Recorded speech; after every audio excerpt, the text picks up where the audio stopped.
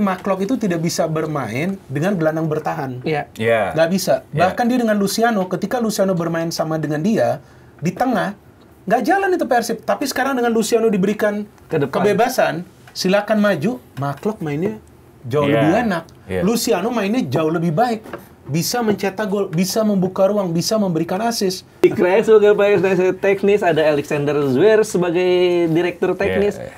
Tunjuk aja salah satu mereka sebagai caretaker, paling nggak untuk FIFA Matchday besok lah.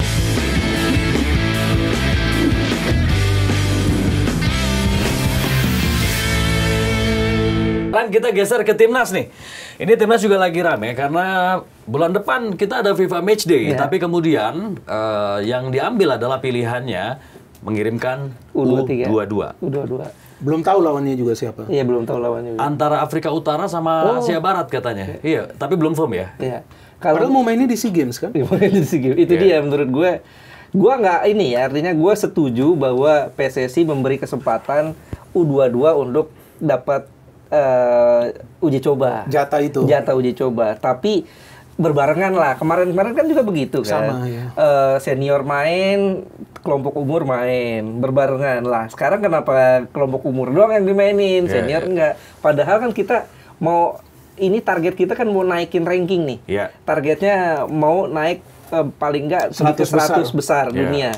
Sekarang kita udah 122, kita udah dilewatin lagi oleh Malaysia. Kalau kita nggak main di 2 matchday ini, tanggal 10 sama 18, kita bisa lebih turun lagi Malaysia, karena Malaysia kan main nih. Kualifikasi Piala Asia, Thailand juga main, Vietnam main. Kalau mereka menang, mereka akan semakin jauh, kita semakin ketinggalan gitu loh. Kalau belum punya pelatih dan susah cari pelatih, kenapa nggak ambil caretaker dulu? Kita punya Jordi Amat, penasehat teknis. Jordi Cruyff. Jordi Cruyff, betul. Jordi Onsu. Jordi Cruyff sebagai penasehat teknis, ada Alexander Zverev sebagai direktur teknis. Tunjuk aja salah satu mereka sebagai caretaker, paling nggak untuk FIFA Matchday besok lah. Dalam keadaan darurat. Oke, menurut Bang Binder, apakah kalau mengirimkan U22 ini sangat rentan? Gini, ada sangat riskan. Riskan sih enggak, karena ada kepentingan bagi timnas U22 untuk mempertahankan medali emas. SEA Games. Dan ini kan agenda yang sebelumnya tidak direncanakan. Ya kan, seharusnya ini kan untuk timnas senior. Tapi gua rasa keputusan ini, kalau gua berpikir secara positif, ya memang karena saat ini kita belum ada pelatih. Jadi mau dikasih ke caretaker juga, Mas. Belum tentu caretaker itu bisa meracik strategi gitu dengan tim ini. Walaupun Jordi Cruyff bukan orang baru ya, karena dia udah 6 bulan kalau nggak salah. Kan dia belakangan baru datang. Udah itu Alexander Zayers ini kan konteksnya berbeda. Dia kan untuk ini ya, lebih ke pembinaan. Jadi kayaknya dia nggak akan ditunjuk sebagai caretaker. Tapi gue sepakat ya mungkin Jordi Cruyff. Tapi mungkin juga setelah gagal di round 4 dengan permainan yang nggak meyakinkan, dengan segala bentuk hiruk-pikuk yang terjadi, mungkin kalau ditunjuk Jordi Cruyff, kemudian mainnya gak bener lagi, rame lagi, itu menurut gue. Jadi mau gegabah ya. Nah, jadi mungkin ya udahlah, daripada kita mengumpulkan pemain, nggak ada pelatih yang fix. Nanti pelatih sementara juga kesulitan, seperti Jordi Cruyff. Dan kapan Jordi Cruyff terakhir melatih, gue juga belum ngecek. Ya, oke, ini lebih baik kita pakai untuk U22. Nah, tinggal kita tunggu lawannya siapa. Nah, tapi yang gue harapkan nanti kalau U22 ini sudah dikasih serangkaian uji coba, sebelumnya lawan India, kali ini 2 match lagi, ya main sebaik mungkin aja di SEA Games gitu. Kalau soal medali emas atau enggak, kita harapkan dapat. Jangan juga menuntut terlalu besar juga. Ya, yang penting mainnya benar aja. Jadi seperti kawan-kawan gue ngomong, oke lah kita gagal lolos ke Piala Dunia. Tapi dengan cara bermain seperti di round 4, itu yang bikin tambah kesel gitu loh. Pemilihan pemainnya seperti apa, cara bermain seperti apa, itu yang bikin kesel itu. Kecuali memang cara mainnya sudah oke, ya kan. Memang kita kalah kualitas, padahal kualitas kita dari segi materi pemain itu lebih baik. Jadi cara bermain itu dulu kalau benar, gue yakin kok, seperti yang gue katakan tadi, supporter kita pintar-pintar juga. Mereka paham, ternyata not our day. Ya kan, pelatih sudah berusaha memilih pemain yang sesuai, ya kan. kemudian game plan-nya jalan. game plan, tapi ya memang tim lawan lebih baik daripada kita Iya. gitu. Dan Itulah yang- faktor luck juga betul. misalnya gitu ya. Faktor luck itu selalu ada di sepak bola. Iya, itulah yang gue selalu bilang ya, bahwa menang kalah itu hal biasa. Iya.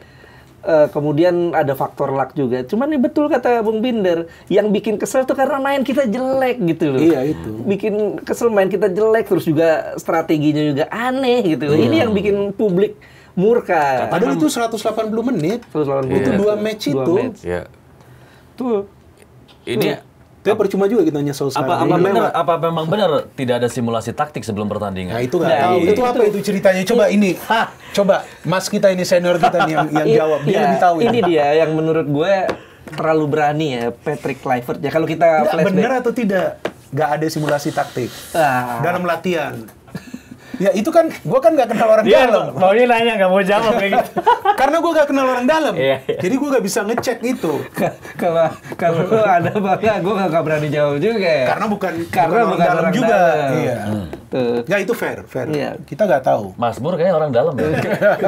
Ya tapi paling enggak dari sini kan kita bisa lihat terlalu blundernya Patrick Kluivert ya. Iya. Yang paling fatal adalah memainkan Mark Klok bersama Joey Pelupesi. Kalaupun dua pemain ini sama bagusnya, tapi ini kan pemain belum pernah main bareng. Iya. Belum tahu chemistry masing-masing. Dan dimainkan Biasanya bersamaan. pergi pijit bareng tuh supaya chemistry dapat tuh. Dimainkan Visio bersamaan maksudnya, visio. di apa pertandingan yang sangat menentukan gitu. Iya, iya, iya. Kan ada Nathan yang apa sudah lebih lama. Tapi nggak masuk dia di SP. Iya itu dia. Kenapa lebih percaya ya tanpa mengecilkan klub-klub di Indonesia ya. Paling nggak kan Nathan lagi bagus di Eredivisie gitu. Iya, yang iya. level kompetisinya lebih bagus. Kenapa Iya, iya. harus pilih Mark Klok? Ini Iya. kembali lagi kepada tadi yang gue katakan. Bahwa ini kembali selera dari pelatih. Iya. Dia mau memainkan siapa. Gitu loh. Dan Tapi menurut gua Iya. nggak harus melulu selera. Kalau lagi-lagi selera akhirnya jadi ngaco. oh enggak, selera sesuai dengan kebutuhan taktik, Iya. Pak. Kalau sesuai dengan kebutuhan taktik, Oh iya. baru oke. Iya betul, sesuai dengan kebutuhan taktik. Ini kan bukan kita kan bukan bicara makanan. Dan melihat Jadi kalau selera itu dia lihat dia mau pakai taktiknya seperti apa. Iya. Kalau asumsi gua dia mau mainin double pivot biar kuat pressing. Tapi Mark itu tidak bisa bermain dengan gelandang bertahan. Iya. ya. Nggak bisa. Iya. Bahkan dia dengan Luciano, ketika Luciano bermain sama dengan dia di tengah, nggak jalan itu Persib. Tapi sekarang dengan Luciano diberikan Ke depan. kebebasan, silakan maju. Mark mainnya jauh Iya. lebih enak. Iya. Luciano mainnya jauh lebih baik. Bisa mencetak gol, bisa membuka ruang, bisa memberikan assist. Nah, jadi yang gue mempertanyakan kenapa seperti yang tadi Mas Ars bilang mereka tidak pernah bermain berdua dan Mark tidak pernah bermain dengan gelandang bertahan lainnya. Iya. Yang ada di sana aja mereka muter-muter gitu. Bingung. Nah, akhirnya pemilihan pemain ini yang jadinya aneh kan? Kalau aneh sih gue pikir kita lihat anehnya setelah kejadian kan. Iya. Mungkin bagi pelatih dia sudah berpikir ya ini sesuai dengan pilihan gua untuk menjalankan taktik. Tapi plan B-nya apa ketika pemain itu gak bisa perform? Nggak ada plan B-nya. Nah itu. Ketika Iya. pemain itu sulit untuk menyatu di atas lapangan. Iya, iya. Disitulah dibutuhkan substitution. Seperti yang lagi-lagi kita ke pertandingan Persib lawan Persis. Substitution. Mengorbankan Penting, Sadil iya. Ramdhani memainkan Adam Alis. Betul. Padahal Sadil juga pemain yang bagus. Itu. Iya. Iya, ya tapi terlepas dari itu ya, terlepas dari kegagalan kita di kualifikasi Piala Dunia round 4 itu, yang jadi pertanyaan gue kan, kenapa sampai sekarang belum ada evaluasi? Oh, rapat belum digelar ada nih. rapat, Iya, katanya sih begitu. belum ada rapat, belum Dan ada yang gua evaluasi. Kalian membacanya apa sih yang membuat rapat hingga hari ini belum digelar? Mungkin belum ada jadwal. Masih terlalu sibuk Oh, kali belum ya. ada callingan. Belum ada ini, belum ada... Telkonya belum telepon kayaknya. Nggak, gue sih cuman bingungnya, waktu Sintayong itu diberhentikan kan ada preskon. Iya. Tapi Kluivert itu Nggak ada. hanya melalui sosial media, Betul. itu aja. Walaupun kemudian ada preskon. Iya. Tapi di preskon itu juga kan tidak dijelaskan secara rinci. Kenapa pemecatannya itu. Penghentian kerjasama lah, Iya. kan istilah yang dipakai kan itu Mutual termination. Mutual termination. Walaupun Iya. dibilang lah sekilas karena gagal Piala Dunia, tapi kan yang kita ingin tahu kenapa? Karena ini pelatih kan juga dikontrak untuk waktu yang lama, 2 tahun ya. Iya. Sampai 2027 kan? 2027. Iya, satu itu ya. Artinya saat Sintayong ada preskon bahwa dia dipecat, saat Patrick hanya di medsos. Dan yang kedua, saat Patrick Kluivert ketum bikin unggahan ucapan terima kasih Siapa? Di di Instagram. bikin ucapan terima kasih. Kenapa yang dulu enggak? Itu mungkin sebelum penghentian, enggak? Oh, setelah penghentian? Setelah mutual termination, dia bikin status yang Sintayong nggak ada? Yang Sintayong enggak. Seingat gue enggak. Artinya, what's wrong ya? Iya. Oke. Kita move on yuk. Move on ya. Oke, ini balik lagi soal U22 tadi. Kaitannya dengan pemain diaspora, pemain naturalisasi yang main di Eropa. Sebenarnya kan ini FIFA Matchday ya, artinya mereka bisa dipanggil dong. Tapi kalau ini proyeksinya untuk SEA Games, apakah berarti Coach IS tidak akan memanggil para pemain diaspora ini? Bisa nggak tuh nanti mereka main? Ya tergantung. Kalau seandainya Coach IS ini dia mau pakai seluruhnya U22 apa enggak gitu. Dan juga ini yang gue belum tahu ya. FIFA Matchday besok yang dipakai tim U22 apakah didaftarkan sebagai senior apa enggak? Ini dia. Ini kan kita nggak tahu nih. Oh, supaya tapi yang didaftarkan diundang ke FIFA itu apa enggak gitu loh. Tapi yang diundang kan kayaknya tetap senior ya. Oh, yang diundang tetap senior. Kalau yang musuhnya lawannya itu tetap senior. Iya, gue belum tahu belum tahu juga. Tapi kalau senior bisa didaftarkan sebetulnya. Bisa didaftarkan. Kalau yang datang. Kalau yang datang senior. Kalau yang datang tim U22 juga ya ini sepertinya nggak didaftarkan ya. Kalau nggak dapat poin. Nggak dapat poin. Nggak ada perhitungan poin. Nggak ada perhitungan poin. Kan ini rugi menurut gue. Kalau didaftarkan, seandainya mereka yang didatangkan U22 tapi mengatasnamakan senior juga bisa aja didaftarkan. Tapi bisa ya? Bisa, asalkan mereka istilahnya komunikasi yang diundang adalah tim senior. Kalau mereka bawa U22 kan hak mereka juga. Nah, tapi resikonya kalau didaftarkan sebagai FIFA Matchday senior terus kita nggak perform, kalah, ini kan rankingnya kehilangan poin. Ranking akan semakin jauh sama tetangga-tetangga gitu. Apalagi tetangganya begitu. Tetangga masa gitu? Padahal kan rumput tetangga lebih hijau ya. Oke, kita sambil nunggu ya berarti ya. Siapa calon lawan kita di FIFA Matchday bulan November mendatang.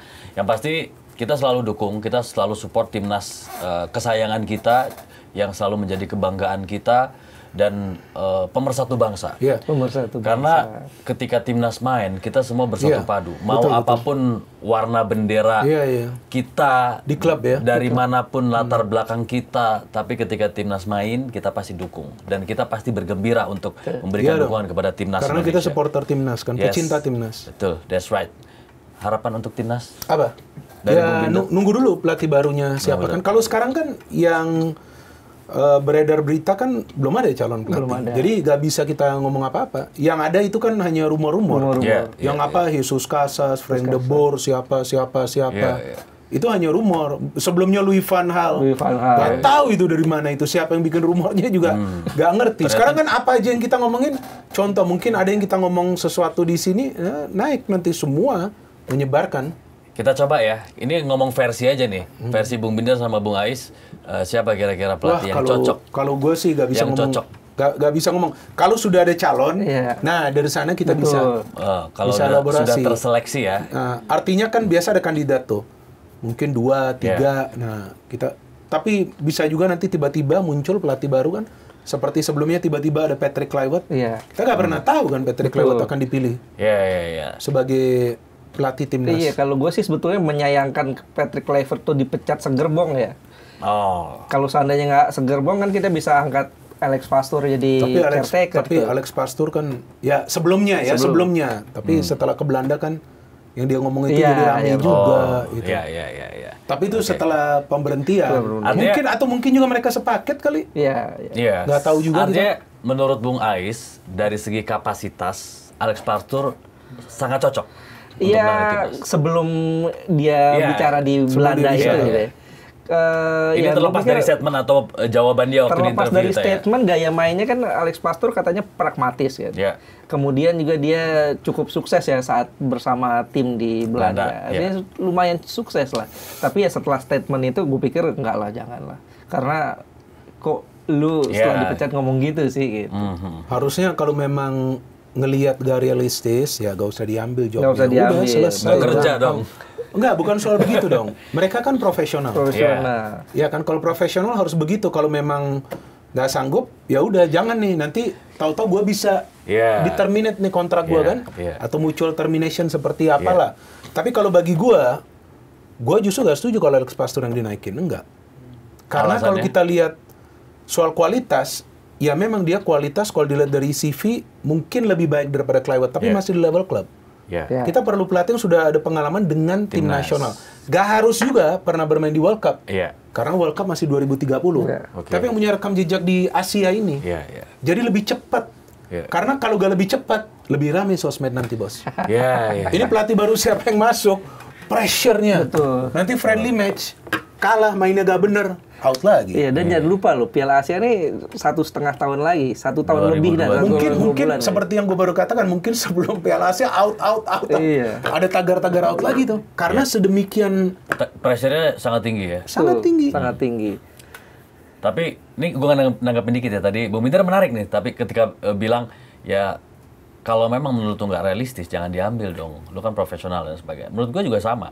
Jadi kalau memang kondisi ini tidak logis, ya tugas lu sebagai pelatih membuat ini menjadi logis. Gitu. Karena dia masuk juga di pertengahan. Betul. Saat kereta ini lagi jalan kan. Itu. Dan Anda sudah dibekali dengan berbagai pemain hebat yang bermain di Eropa. Jadi kalau soal support dari federasi. Makanya, jadi sebenarnya menurut gua ranking yang di luar 100 nggak ada patokan. Nggak ada patokan, dan itu hanya angka. Itu hanya angka. Karena kita berkaca pada pertandingan-pertandingan sebelumnya, kita lawan Arab bisa nahan, bahkan kita bisa menang. Ini kan bukti bahwa kita sudah punya modal yang bagus untuk membuat ini menjadi logis dan realistis gitu loh. Bekalnya, amunisinya udah ada, tinggal lu bisa nggak pakai ini senjata gitu loh. Kalau nggak bisa kan balik lagi main behind the gun. Ranking yang ada sekarang kan ini adalah perjalanan waktu kan.